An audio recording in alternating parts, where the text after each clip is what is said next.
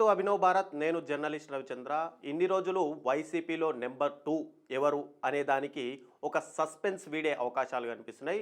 ఇప్పుడు వైసీపీలో నెంబర్ 2గా భారతిరెడ్డి అకస్మాత్తుగా తెరపైకి వచ్చారు. అయితే వైసీపీ అధ్యక్షుడు మాజీ సీఎం వైఎస్ జగన్మోహన్ రెడ్డి భార్య భారతిరెడ్డి ఇప్పుడు రంగంలోకి దిగేశారు. ఇన్నాళ్ళు బిజినెస్ వ్యవహారాలు తప్ప ప్రత్యక్ష రాజకీయాలకు దూరంగా ఉన్నటువంటి భారతిరెడ్డి ఇప్పుడు వైసీపీ నేతలతో మాటామంతి కలుపుతున్నారనే ఒక సమాచారం అయితే అందుతుంది. పార్టీ అంతర్గత వ్యవహారాలు ఎక్కడ ఏం జరుగుతుంది అనే దానిపైన కూడా ఆవిడ ఆరా తీస్తున్నారు.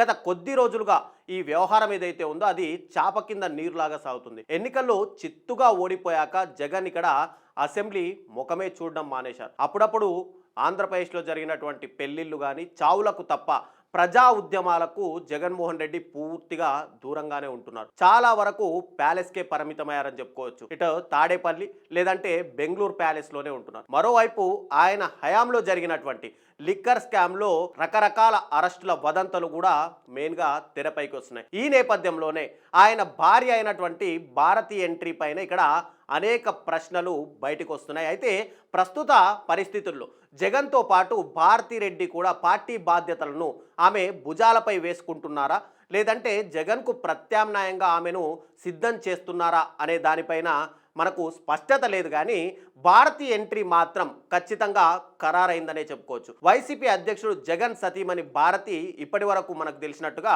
ఎక్కడా కూడా ప్రత్యక్ష రాజకీయాల్లోకి ఆమె రాలేదు. బహిరంగంగా పార్టీ నేతలతో మాట్లాడడం కానీ చర్చలు జరపడం కానీ కూడా ఎప్పుడూ జరగలేదు. 2012లో జగన్ అరెస్ట్ అయినప్పుడు ఆయన చెల్లెలైనటువంటి షర్మిలతో పాటు ఇక్కడ వైఎస్ భారతిరెడ్డి కూడా ఇక ఎన్నికల ప్రచారంలో పాల్గొన్నారు. ఇక 2019 ఎన్నికల సమయంలో కూడా ఆమె సొంత గడ్డలో ఎన్నికల ప్రచారంలో పాల్గొంటూ వచ్చారు. పులివెందులలోనూ బంధువర్గం కానీ పార్టీ ముఖ్య నేతలతో ఎప్పుడన్నా ఒక్కసారి మాత్రమే ఆమె మాట కలిపేవారు. మిగతా ఎప్పుడు కూడా ఆమె బిజినెస్ వ్యవహారాలు తప్ప రాజకీయాల గురించి ఆమె పార్టీ నేతలతో చర్చించిన దాఖలాలు మనకు కనిపించవు. కానీ గత కొద్ది రోజులుగా భారతిరెడ్డి ఇక్కడ యాక్టివ్ అయిపోయారు.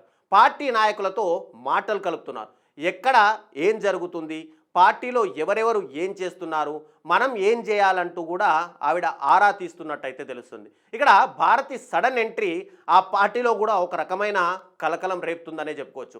బిజినెస్ వ్యవహారాల్లో ఆమె అత్యంత జాగ్రత్తగా ఉంటారు అని మనకు ఒక టాక్ కూడా వినిపిస్తుంటుంది. ఇప్పుడు పార్టీ నేతలతో సంప్రదింపుల్లో కూడా అవే నియమాలు పాటిస్తున్నట్టు మనకు స్పష్టంగా కనిపిస్తుంది. బాగా ప్రముఖులైనటువంటి పార్టీ నాయకులతో ఆమె నేరుగా లేదంటే ఫోన్లోనే సంభాషిస్తున్నారు అని తెలుస్తుంది. జగన్ కుటుంబానికి నమ్మిన బంటుగా ఉంటూ రీసెంట్గా మద్యం కేసులో ఇరుక్కున్నటువంటి ఒక రిటైర్డ్ మధ్యస్థాయి అధికారి నుంచే ఆమె పెద్ద లీడర్లతో మాట్లాడుతున్నారని సమాచారం. అదే పార్టీలో మధ్యస్థాయి నేతలతో ఒకవేళ సంప్రదించాల్సి వచ్చినప్పుడు మరో పందా అనుసరిస్తున్నారట. ఎవరో ఒక నాయకుడిని తన వద్దకు పిలుచుకొని మేడం గారు ఇక్కడ ఉన్నారు, మీతో ఇలా చెప్పమన్నారు అని చెప్పి ఆమె ఇండైరెక్ట్గా మాట్లాడిస్తున్నారని కూడా తెలుస్తుంది. అవసరమైతే ఒకవేళ ఆమెనే నేరుగా మాట్లాడుతున్నారట. ఒకవేళ మరీ కింది స్థాయి నేతలైతే గనక ఆ పార్టీ జిల్లా నేతలను వెళ్ళి ఆమె తరపున వారితో మాట్లాడిస్తున్నారట. కొందరు వైసీపీ నేతల నుంచి సేకరించిన సమాచారం ప్రకారం మనము ఆమె ప్రస్తుతానికి వైసీపీ అంతర్గత వ్యవహారాలు, ప్రభుత్వ పనితీరు కానీ పార్టీ పరంగా చేపట్టాల్సిన కార్యక్రమాల గురించి ఎప్పటికప్పుడు చర్చిస్తున్నట్టు తెలుస్తుంది. అధికారం కోల్పోయిన తర్వాత పార్టీ పిలుపు మేరకు జగన్ నేరుగా ఇక్కడ ప్రజా ఉద్యమాల్లో ఎక్కడ కూడా పాల్గొనేది లేదు. ఎప్పుడూ సరే మీటింగ్లు పెట్టేటప్పుడు ఉద్యమించండి, ధర్నాలు చేయండి అని చెప్పి అందరికీ చెప్తారు. కానీ ఆయన్నేమో బెంగళూరు వెళ్ళిపోతున్నారు. ఇక అసెంబ్లీలో ఒక ప్రభుత్వాన్ని నిలదీసే అవకాశాన్ని కూడా జగన్ ఇప్పటికే దూరం చేసుకున్నారు. దీంతో అక్కడ పార్టీ నేతలకు ఆయన మధ్య ఒక రకమైన అగాధం పెరుగుతుందనే చెప్పాలి. ఇక కార్యకర్తలతో అంటారా, అది సరే. నాయకుడు లేకుండా పోరాటాలు ఏమిటో కూడా ఇప్పుడు కార్యకర్తలకు అర్థం కాని పరిస్థితి రాష్ట్రంలో నెలకొంది. ఎవరెన్ని చెప్పినా కూడా జగన్ మాత్రం ఇక్కడ ప్యాలెస్ దాటి బయటకు రావడం లేదు. క్షేత్రస్థాయిలో ఏం జరుగుతుందో అనకు చెప్పేవారు కూడా లేరనే చెప్పుకోవాలి.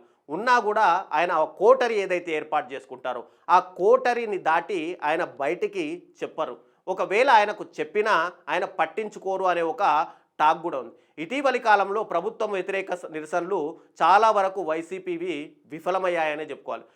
మొన్న యూరియా కానీ ఇక మెడికల్ కాలేజీల విషయంలో ఆర్భాటం చేసినా కూడా ఆ తర్వాత వైసీపీ నేతలు ఎవ్వరూ కూడా మళ్ళీ మాట్లాడిన దాఖలాలు లేవు. ఇక జిల్లా క్షేత్రస్థాయి నాయకులకు ఇక్కడ సరైన దిశానిర్దేశం లేకపోవడంతో వైసీపీలో ఒక రకమైన గందరగోళ పరిస్థితి ఏర్పడింది. జగన్ ఆత్మగా చెప్పుకునేటువంటి సజ్జల రామకృష్ణారెడ్డి అప్పుడప్పుడు ప్రెస్ మీట్లు పెట్టి సమస్యలు ఏవైతే ఉంటే వాటిని అవి తీర్చాల్సింది పోయి వాటిని మరింత కాంప్లికేట్ చేస్తున్నారని చెప్పుకోవచ్చు.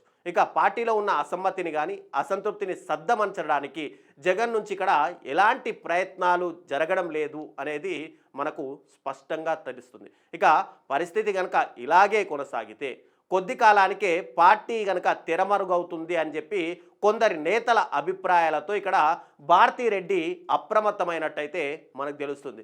జగన్ కార్యకలాపాలు ఎలా ఉన్నప్పటికీ కూడా పార్టీ నేతలను ఇక్కడ ప్రత్యక్షంగా సమన్వయపరిచే బాధ్యతలను ఆమె తీసుకుంటున్నట్లయితే పార్టీలో కూడా ఒక అంతర్గతంగా టాక్ అయితే వినిపిస్తుంది. మరోవైపు ఇక్కడ జగన్మోహన్ రెడ్డి ఏదైతే లిక్కర్ స్కామ్ ఆంధ్రప్రదేశ్లో జరిగిందని చెప్తున్నామో ఆ లిక్కర్ స్కామ్లో జగన్మోహన్ రెడ్డి అరెస్ట్ జరుగుతారు అంటూ చెప్పి కూడా రకరకాల ఊహాగానాలు ప్రచారాలు కూడా జరుగుతున్నాయి.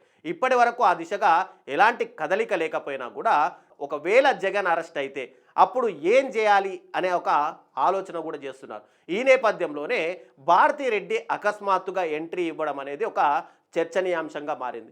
ఆమె పార్టీలోనే ఉంటూ పార్టీ కార్యకర్తలతోనూ అక్కడ నాయకులతోనూ మమేకం అవుతూ పార్టీలో ఏం జరుగుతుందనే విషయాలను ఎప్పటికప్పుడు తెలుసుకుంటూ ఇక వైసీపీలో నెంబర్ 2గా భారతిరెడ్డే ఉంటారు అనేది కూడా ఒక జోరుగా ప్రచారం అయితే జరుగుతుంది. మళ్ళీ జగన్మోహన్ రెడ్డి నిజంగానే అరెస్ట్ అయిన తర్వాత భారతిరెడ్డి పార్టీని నడుపుతారా లేదంటే పార్టీలో నెంబర్ 2గా తెరపైకి వేరే వ్యక్తులు వస్తారా అనేది సస్పెన్స్గానే కొనసాగుతుంది.